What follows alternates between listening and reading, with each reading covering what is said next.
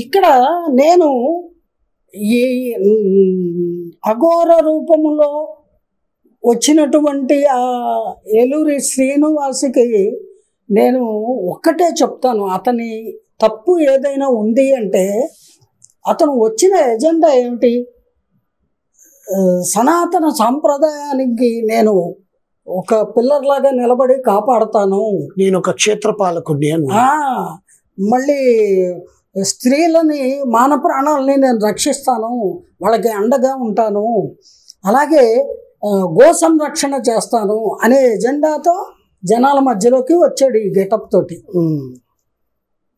అందులో అణుమాత్రమైన వాస్తవం ఉంటే అతగాడు ఇలాంటి నీచ కార్యక్రమాలకి తెగబడడు. అక్కడే అర్థమైపోతుంది వాడు వేషగాడు మోసగాడు అనేది. సరే, అది కూడా నమ్మారు, చూద్దామని జనాలు ఓర్పుగా ఏం చేస్తాడు అని. దగ్గర దగ్గర సంవత్సరం అవుతుంది.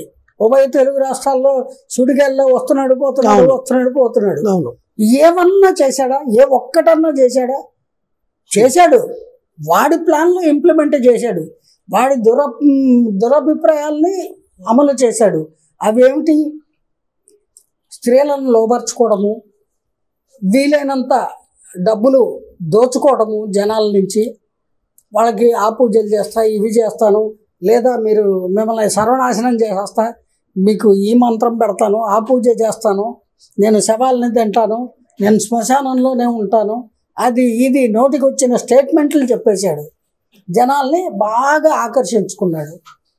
ఈ అట్రాక్షన్ అంతా జరుగుతున్న సమయంలో ఈ వింత ఆకృతి ఏ ఏ గ్రహం నుంచి ఊడిపడ్డాడో అర్థం కాక, ఎవరో ఏమిటో తెలియక మీడియా సోదరులందరూ యథాశక్తి ఇంటర్వ్యూలు చేశారండి. ఆ ఇంటర్వ్యూలు చేయగా అతను ఒక సెలబ్రిటీ లాగా మారిపోయాడు. సెలబ్రిటీలకు మారిపోలేదులేండి, సెలబ్రిటీ అనుకుంటున్నాడు. ఇప్పుడు మారాడు అని ఎందుకు అంటున్నాను అంటే, ప్రతి నోట, ప్రతి ఇంట, ప్రతి సెల్ ఫోన్లోనూ, ప్రతి మాధ్యమంలోనూ వాడి టాపిక్కే ఉంది అంటే వాడేమన్నా సమాజానికి దేశానికి అవసరమైన మనిషా? కాదు కదా. కాదు. కనీసం ఎథిక్స్ ఉన్నాయా? కనీసం ఒక మనిషి ప్రవర్తన ఉందా? మనిషిగా జనాభా లెక్కల్లో కూడా తీసేయచ్చు వాడి పేరు. ఏమండి, అటువంటి వ్యక్తి, వావి వరుసలే పాటించని వ్యక్తి, తల్లికి చెల్లికి తేడా లేని వ్యక్తి, అలాగే వాడికి దొరికిన పిల్ల కూడా అంత నికృష్టురాలనే చెప్పాలి. తల్లిదండ్రులని రిజెక్ట్ చేసింది, కూడబుట్టిన వాళ్ళని లెక్క చేయలేదు, బరి తెగించి వాడు వెనకాల పెడుతున్నాను అని ఒక ఛానల్లో కూర్చొని పబ్లిక్గా చెప్పి మరీ వెళ్ళింది. ఇటువంటి వాళ్ళ వల్ల ముందు తరాలకి కానీ ఇప్పుడు ఉన్నటువంటి యంగ్స్టర్స్కి కానీ చాలా దుర్మార్గమైన ఒక మార్గాన్ని వీళ్ళు బోధించి వెళ్ళినట్టు లెక్క. అది జరగకూడదు అంటే పోలీసు వారు తక్షణమే వాళ్ళిద్దరిని అదుపులోకి తీసుకోవాలి. వాళ్ళిద్దరూ ఈ వేషాలు కట్టి ఈ చేష్టలు చేయడానికి కారణాలు ఏమిటి అనేది పరిశీలించి, పరిశోధించి, పరీక్షించి, తెలుసుకొని అందరికీ తెలియజెప్పి వాళ్ళని తగు విధంగా శిక్షించాలి, సమాజాన్ని రక్షించాలి అంటాను నేను. ఎందుకంటే నీ ఎజెండా ఏమో అంత ఉన్నతమైనదే, నీ నోరు ఎంత చండాలమైనటువంటి దుర్భాషలాడింది. మతి స్థిమితం లేని సైకో ఫెలోలండి వాళ్ళిద్దరూ కూడా. మతి ఉందండి, మతి స్థిమితం లేకుండా లేదు, కాన్షియస్లోనే ఉన్నారు. కానీ వాళ్ళు అనుకునేది వాళ్ళు సాధించాలి, దానికోసం ఎంతైనా తెగిస్తారు అని అనిపిస్తుంది. అండ్ బుర్ర బుద్ధి ఉన్న వాళ్ళు ఎవరైనా సరే అలా అంత నీచంగా ప్రవర్తిస్తారా? అంటే పిచ్చి పరాకాష్ఠకి పిచ్చి పలు రకాలు అంటారు కదా, అందుకే సైకో గళ్ళు అన్నాను నేను. వాళ్ళని సైకోలోనే అంటారు. నీకు అంత నా నీచ మానవుడిలాగా అంత నీచమైన జీవనం గడపాలి అంటే ఆ వేషం తీసేయి. నార్మల్ క్రాఫింగ్ వేసుకొని, నార్మల్ డ్రెస్ వేసుకొని, నార్మల్ హ్యూమన్ బీయింగ్ లాగా నీ ఇష్టం వచ్చినట్టు వందలాది మంది ఆడవాళ్ళతో తిరుగు, మగవాళ్ళతో తిరుగు, పెళ్ళిళ్ళు చేసుకో, ఎందులోనే దూకి చావండి ఇద్దరు, ఎవరు అభ్యంతర పెట్టరు. ఎవరిని బెదిరిస్తారు? పెట్రోల్ పోసుకు తగలడతామని. తగలబడితే నష్టం ఎవరికి? మీకే. లోకానికి ఏమీ నష్టం ఉండదు. మిమ్మల్ని కన్న తల్లిదండ్రులు ఏడుస్తారు, బట్ సమాజం సంతోషిస్తుంది. ఇటువంటి నీచ ప్రవృత్తి కలిగిన వాళ్ళు అడ్డు తొలగారు అని. కానీ పోగొట్టుకునేది మీ ప్రాణాలు. అందుకని తొందరపాటు చర్యలు పనికిరాదు. మీరు ప్రాణం పోగొట్టుకోవాల్సిన అవసరం లేదు, ఆత్మాహుతి చేసుకోవాల్సిన అవసరం అంతకంటే లేదు. మీరు ఎవరిని బెదిరిస్తే ఎవరు బెదిరే వాళ్ళు లేరు ఇక్కడ. కేవలము మీ బతుకు మీరు ఎలా కావాలో అలా బతుకుతాము అన్నట్టుగా బతకండి, ఎవరు అడ్డు పెట్టరు. కానీ ఆ పేర్లు మానండి.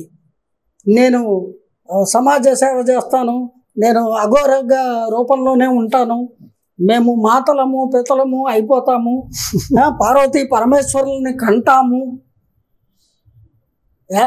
సిగ్గు లజ్జ ఉందా? పార్వతీ పరమేశ్వరులు ఎవరు?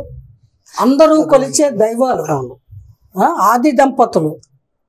అంటే నువ్వు దంపతుల్ని కంటావా? కంటే ఒక కూతుర్ని కొడుకుని కను. వాళ్ళు శివపార్వతులు ఎలా అవుతారు? ఏం చండాలమైన మాటలు మాట్లాడుతున్నారు. అంటే పిచ్చి పరాకాష్ఠకి వెళ్ళిపోయి సైకోలు వాళ్ళు. అటువంటి సైకోలు సమాజానికి డేంజర్ అండి. వాళ్ళ జనాల్లో తిరగనివ్వకూడదు.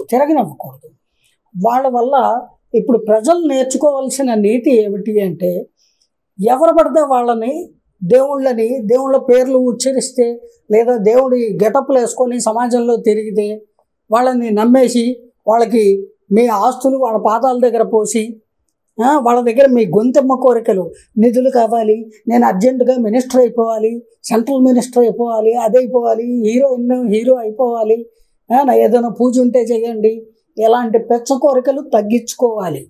మనుషుల్లో ఉన్నటువంటి దౌర్బల్యం అది. దానికోసం లక్షలు ఇచ్చి ఆడు మమ్మల్ని మోసం చేశాడు, మా డబ్బులు పట్టుకుపోయాడు, మీ బ్యాంకులో డ్రా చేసి పట్టుకెళ్ళాడా, మీ ఇంటికి వచ్చి చోరీ చేశాడా, మీరు ఇస్తే పట్టుకెళ్ళాడు, మీ తప్పది. అలాంటి తప్పులు మీరు చేసి వాడిని నేరకారకుడిగా చూపిస్తున్నారు. ఇందులో ఎల్లూరి సీను తప్పులేదు, వాడు ఆ ఎజెండాతో తిరుగుతున్నాడు, వాడి వృత్తి అది అనుకోవచ్చు. మీరు ఆ వల్ల పడ్డారు, మీరే ఒక రకంగా ఎంకరేజ్ చేశారు. ఏదైనా పూజ ఉంటే చెయ్యి స్వామి, డబ్బులు ఇస్తాము, అలా ఎన్ని లక్షలైనా ఇస్తాము అని మీరే ఆఫర్ చేశారట. అంతే, పుచ్చుకున్నాడు. ఇంకా ఎంతో మందికి వాడు బినామీ అయ్యి ఉండొచ్చు.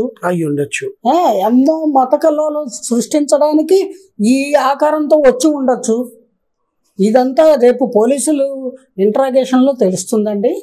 ఏమైనప్పటికీ వీళ్ళు సమాజంలో సంచరించదగిన వ్యక్తులు కాదు. అలాగే వాళ్ళ బెదిరింపులకి ఎవరు భయపడవలసిన అవసరమూ లేదు.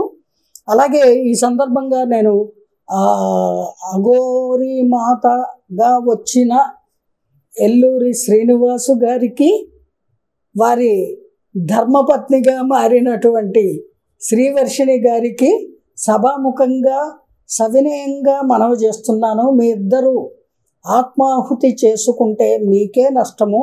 దయచేసి అటువంటి పిచ్చి ఆలోచనలు చేయకండి. నిజంగా ఒక్క 1% అయినా మీలో మానవత్వం ఉండి, చీమునెత్తురు ఉండి, మీరు మనుషులుగా పుట్టాము అనే స్పృహ మీలో ఉంటే రండి, పోలీసుల ఎదుటికి రండి, మీ తప్పులు ఒప్పుకోండి, సామాన్య జీవనం గడపండి. మీరు మనుషులుగా, మామూలు మనుషులుగా మారి మానవత్వంతో జీవించండి. అది కరెక్ట్ పద్ధతి. అంతేగాని ఆత్మాహుతి చేసుకుంటా కారుతో సహా తగలబడతాం అంటే తగలబడండి, ఎవరికి నష్టం మీకే, ఎవరికి లేదు. కాకపోతే మిమ్మల్ని కన్న తల్లిదండ్రులు ఏడుస్తారు, వాళ్ళని ఇప్పటికే తెగ ఏడిపిస్తున్నారు. ఇంకా గర్భశోకం కలిగించి మీరు సాధించేది ఏమీ ఉండదు. మీ పాపాలకి అది అంతిమ లక్ష్యంగా మారుతుంది. ఇంకేదైనా పాపాలు చేయడం మానండి, సవ్యంగా జీవించడానికి ప్రయత్నించండి. అదే నేను చెప్పగలిగేది. ఇటువంటి వాళ్ళని ఇక మీదట ఏ రాష్ట్రంలో అయినా సరే ప్రజలు ఎంకరేజ్ చేయకండి, నమ్మకండి. 1కి 10 సార్లు వాళ్ళెవరు అనేది తెలియకుండా ఇళ్లకు రానివ్వకండి, వాళ్ళ దగ్గరికి మీరు వెళ్ళకండి. జై గురుదేవ. జై గురుదేవ.